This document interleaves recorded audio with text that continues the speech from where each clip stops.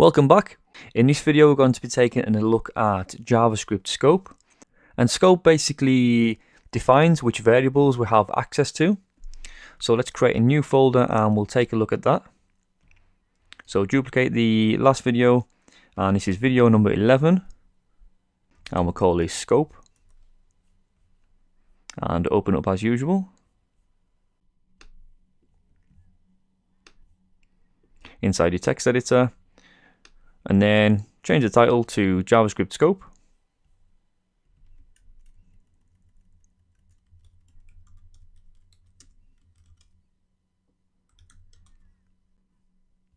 And then just remove this section.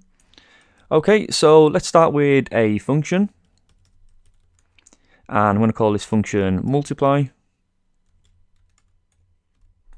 And we don't need to put any parameters in there just for now. So inside this function, I want to create a couple of variables.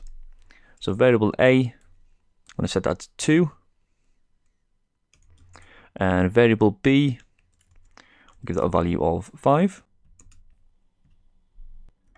And then create a alert of A multiplied by B.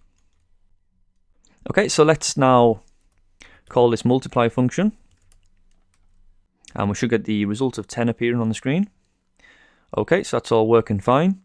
So we've created two variables inside this function, and this is what's called local scope, meaning that these two variables can only be accessed within this function.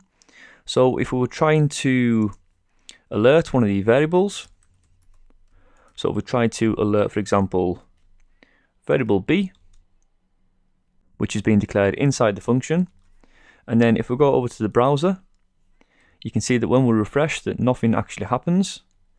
And if we go into the developer tools, we get the error message saying B is not defined. So only create a variable inside a function if you only want to use it inside that function.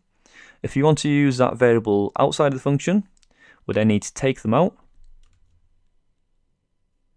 and put them outside the function.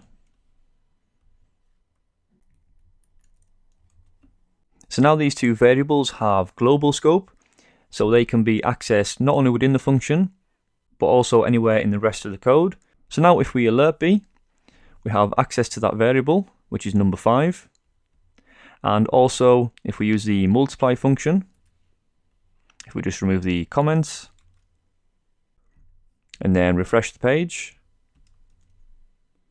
that the function also has access to the two variables too. So there we go, so that's a look at the scope of variables. I hope that helps, and thanks for watching, and I'll see you in the next section.